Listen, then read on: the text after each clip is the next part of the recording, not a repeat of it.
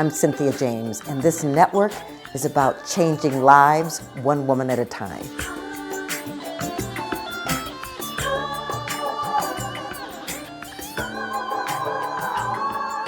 Hello, and welcome to Women Awakening. I'm your host, Cynthia James, and I get the honor of introducing you to fabulous women, women who are change makers, women who are taking their life in their hands, activating their courage, and stepping out to make a difference on this planet. What I want you to know is that they're way showers. You know, they're examples of what's possible when we all step into our power and claim our brilliance and our excellence and our joy. So we do these every week. You meet another fabulous woman. We're on iHeart. We're on Spreaker. We're on Spotify. We're on Amazon. We're on video on YouTube. Come back every week, meet another woman, and learn from them because they're all imparting great wisdom. You can also go to cynthiajames.net. That's where I have a lot of stuff and gifts in my newsletter. Be happy to support you. So let me introduce my guest today. Her name is Celeste Houston, aka Coach C. She's a podcaster. She's an entrepreneur and a trailblazer. And she's a woman of many accomplishments. In 2014, she became a certified and full-time life coach. She also has an online shop selling quality handbags, accessories, and t-shirts. It's called YSJ Bags and Accessories. And she will be launching her upcoming book in the next 90 days. What I want to tell you is that she has a heart of service. She currently serves as the board of Kiwanis of Greater South Cobb. She served as a president for 2 years and in the capacity of a life coach, transition trainer at Sweetwater Mission. And she previously coached at Forever Free Outreach in Marietta, Georgia. What I want you to know is that she says that her services include counseling for drug addiction, career development, leadership development, relationship challenges, family disputes, conflict resolution, and spiritual guidance, because she also serves as an associate pastor at Mosaic Mapleton in Georgia. And she leads a weekly prayer meeting. So, Celeste, welcome. Thank you. Thank you. Thank you. I am so happy to be on here, Cynthia. Thank you for the invite. I want to welcome those who were online that will listen to this podcast. I pray that you receive something because I come to impart, to encourage, to inspire, to ignite. That's what I say. That's my mission, is to educate. Right. And when you talk about a woman of hope, you're looking at hope. I was a teenage mom. I had my first child at the age of 14. By the time I graduated from high school at 17, I had 2 children, pregnant with my 3rd child. So when you talk about hope, you were looking at hope. Your situation, whatever you're going through, is not hopeless. There is hope. But guess what it takes? Hard work and perseverance. Absolutely. So, I usually ask about, how do people grow up? And you just kind of gave us a glimpse. So I want to say, to be pregnant at 14 and to have 3 children while you're in your teens, did you have support? Did you have guidance, or were you kind of on your own? Well, you know what? I had my mom. My mom she was there. My mother was a divorcee, because that's the question most people ask. How could you be pregnant at that age? Who was there? My mother, she was there, but she worked 3 jobs. She was divorced. So she did what she could. So I don't blame that on her. I blame that on the decisions that I made. But in looking back, I believe that everything has a purpose in life. I believe everything happens on purpose for a purpose, and because we're created with a purpose. Right. And so with that, yeah, those decisions that I made, because being alone, feeling empty, um, just wanting to be loved. My dad wasn't around. He had his own issues. But yeah, my mom, she supported me. And it wasn't easy. I think one of the things that I think people have a myth about is that teenage pregnancy, that's the worst thing could happen. But teenage pregnancy is not the worst thing could happen. It could be a hindrance, but it's not the worst thing. I was listening to Sarah J. Roberts, and she talked about being pregnant at such a young age, and her daddy was the bishop of this mega church, and how she felt alone, and she had a conversation, she and her mom cried. She said, "I didn't know you felt that way. What could I have done?" And she said, "I don't blame you." And I think that's what we have to get to the point of, not blaming other people. Yeah, I was young. So, Right. Yeah, but you know what's interesting about that is, like, human beings are survivors. We find a way to survive mental, emotional, spiritual, physical issues, right? And so if your mom is working 3 jobs to keep a roof over your head and take care of you, and you have no father there, then you are going to find a way to feel connected, feel whatever, that then can end up in a pregnancy. But it was all about, from my perspective, is like all about, it's like, what can I do to fulfill the need that lives within me? yeah, yeah. And that's what it's all about, like you said, fulfilling that need.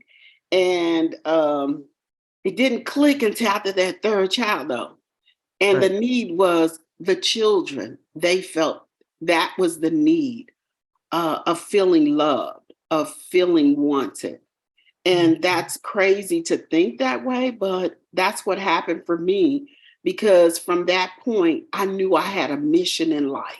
Right. And my mission in life was not to be the statistic, not to be the teenage mom who never graduated or went to college or anything like that. So that was my mission in life, Right. was to show my children, despite the adversity, despite the decisions or whatever, they were wanted, and you could do anything that you put your mind to.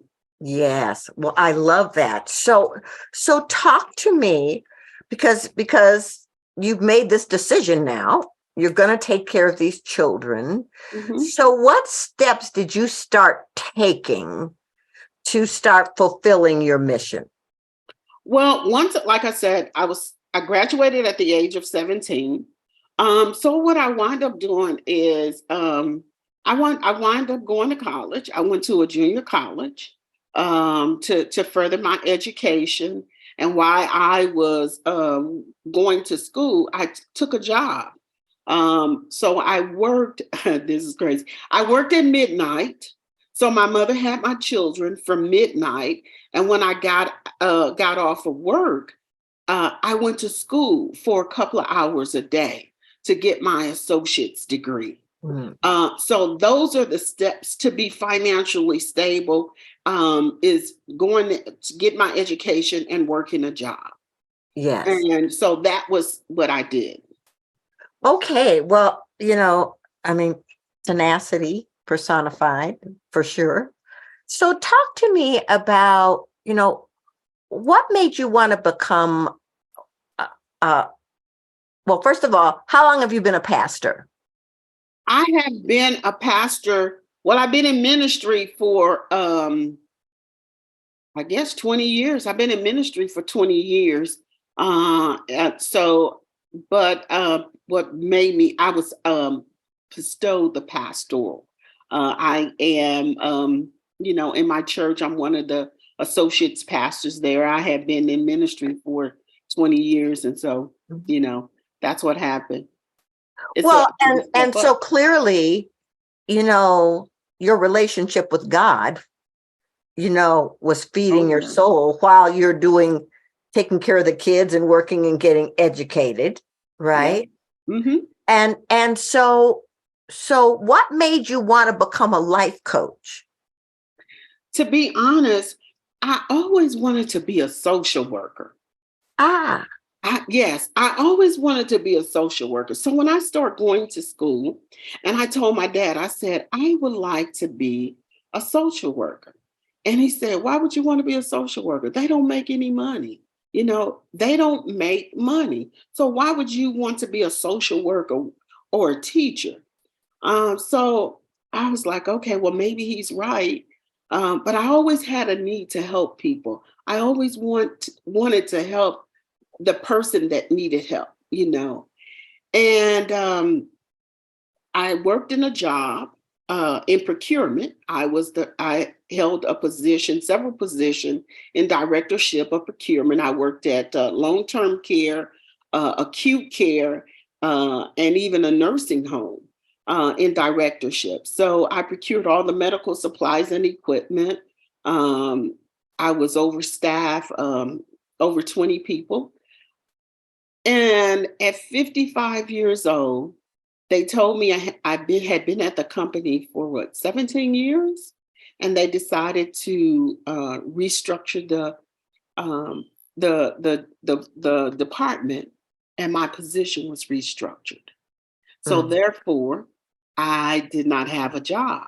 So I searched. I was going to go relocate to a different part of town, and you know what? It just hit me, Cynthia. I want to do what I want to do. I yeah. don't have any children. I don't have any children at home. I'm an empty nester. I want to help people. I want to do something that I feel good about. I want to do something that no one could tell me what to do. There was no need more because I had my savings. I had savings. Um, and I was in a position where I could start doing something that I wanted to do.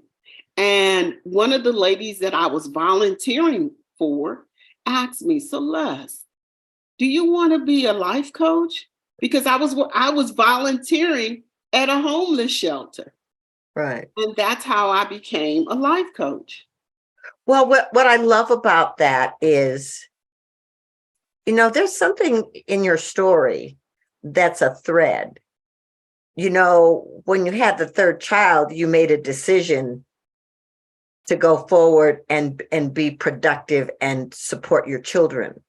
Now you're at another crossroads where Mhm. you get to say, what do I really want to do? What's going to really support my soul? So I love that there's something in you that actually pauses and says, what's the next step that's going to benefit me and my family? I just think that's great. So, okay, go ahead. So you know what, Cynthia? I think when you have a purpose, I know everyone has a purpose, and I think sometimes as we grow older, we could get complacent when we think that we can only do one thing because that's what we've been doing for the last 30 years, 40 years. But I think that our purpose evolves. Yes. We are evolving people. And when you come to the mindset of evolving, there's an old song that says, everything changes, nothing stays the same. So when you look at even the weather, the seasons change. And as people, we change. And in order to be a change agent, you have to want to change. That's And right. that's what I've always wanted to do. I don't have need more. What is it that you want to do, Celeste? What makes your soul ignite? What are you passionate about? And so, that's one of the things that I see, that sometimes we get so caught up in. I've never done that before, but that's okay. Yeah. Trailblazers, when you are a trailblazer and a trendsetter, guess what? You're the first one. You're the Right. pattern setter. Go ahead and do it. Even if you fail, do it. Well, some of the greatest athletes, actors, teachers, philosophers have all said the same thing. Everybody falls. The thing is, do you get up? And what do you do when you get up? Yes. You know? So, all right. So I have a couple of questions. The first is, tell me about YSJ bags and accessories. And how Okay. did that come to life? That came to life. That's one of those things that when I had that downtime, I'm a woman who love handbags. I love purses. So one day I was sitting at home and I was looking at all of these designer bags. And now I'm no longer buying designer bags because, I got to be a little bit frugal now. And I was like, I know I'm not the only woman that love handbags. So I started looking at bags online, looking at the bags that my friends carried, something unique. And you know what? I said, I'm going to start I'm going to dip my toe in this and see how it works for me. So I start having these pop-up shops and selling bags online. And I'm a native from St. Louis, so I went back and I did a little ministry, but I had my vendors set up there, had some vendors set up. And, I really like to see women who love a good bag, a quality bag. It's a quality bag, inexpensive, but it just gives me joy. Now I give bags away. Every time I turn around, I'm giving a bag away. Yeah. But that's what it was. And YSJ is Y'all See Jesus. That's what it stands for. Well, that's great. So can you tell me, you got a book coming out. What's this book about? My book is called Living Purposefully, Not Perfect. Ah, And so I use the analogy that when you take a picture, you take about 15 shots before you get the perfect picture. right. And in life, that's what we think life is all about. It's having these different shots to make it perfect. Life is not perfect, but it's purposeful. Yes, And yes. that's what that's my message. Living a life that matters, that means living purposefully. Well, yeah. And what's great about this is your whole life experience has given you a lot of wisdom, choices, and some that are supportive and some that aren't, and moving forward beyond the circumstances. All of that stuff is a part of your purpose being fulfilled. Because if you hadn't gone through all those things as a younger person, you wouldn't have the wisdom today to be able to coach people or write a book saying, it doesn't have to be perfect, as No. long as you clear that you are being guided and supported throughout this whole entire process. Yes, yes. And so that's my message, is living a life that's purposeful. And when we find that out, because sometimes people over 50 really don't know what their purpose is. They don't know why they were created. Why am I here? I think most women at some point thought I was only here to be a mother, a wife. And to be honest, Cynthia, when I was in high school, that was the only thing that I could see myself being, was Yeah. a mother, a wife, having a house, coming to the point of having to belong to someone, because I didn't know if I was good enough on my own or if I could make it on my own. in my mind, the white picket fence, the husband coming home, and me taking care of the house, the children. That's all I could see. And this is so funny. On my 60th birthday, I had to laugh at myself, and I told the Lord, I said, Lord, you gave me more than I expected, Mm, more than I even dreamed for myself. that is so beautiful. That is so, but you know what? Here's the thing. If you are awake and aware, you see that there are miracles occurring all the time, Yes, guiding you yes, all the Cynthia. time. Yes, yes, yes. And but you said the key word, if you are awake. Yes, So many times people are sleepwalking because of the trauma. Yes, being a teenage mom, it was traumatic. There was trauma. But I thank God that there were people along the way. My mother was there. People, when I was in school, my principal, he would say, Miss Houston, I know it's hard for you, but you can make it. right. It was people. And I think that along the way, there are people in our lives. It's like running a marathon. Somebody's standing on the sideline giving you water. That's Someone is telling you, hey, you could make it. Come on, they're cheering you on. But you have to be awoke. You have to be awoke to see it. If yeah, not, you won't see it. You'll be right. sleepwalking. Right. Well, what I love about that, I call those people you just described earth angels. They're the ones who are like, how about you go over here instead of go over there? How about you do that? Right.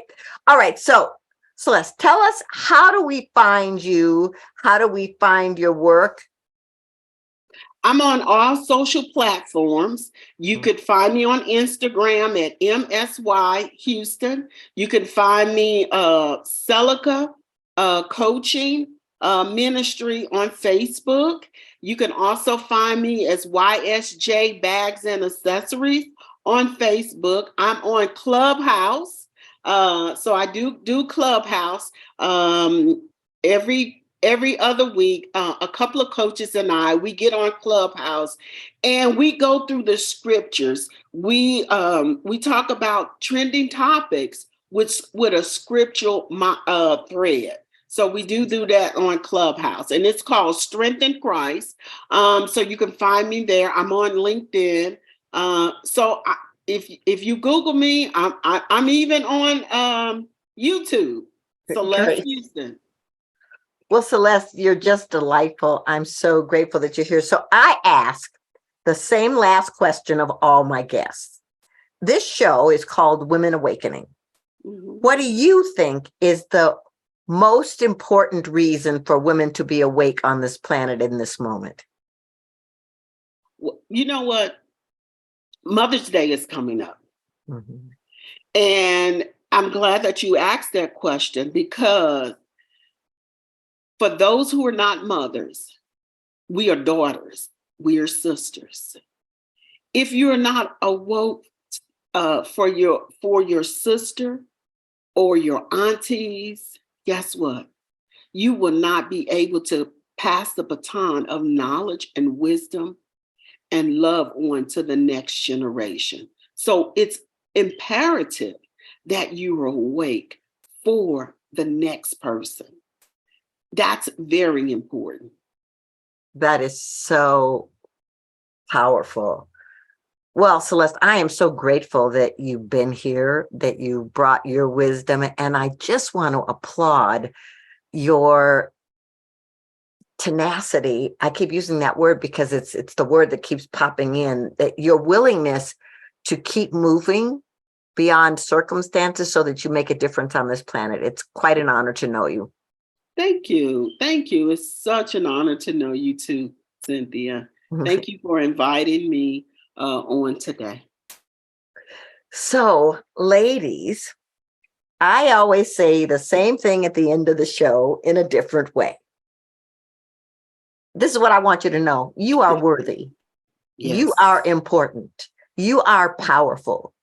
You are so loved that the universe, God, spirit, Jesus, whatever you choose to call it, breathed its life into you to come onto this planet to bring joy, to bring peace, to be in service, to remind people of how beautiful and powerful they are. Do not take for granted this life that you have been given, because you're here for a reason. I'm so grateful to have been with you. I love being with you every week, and I will see you soon.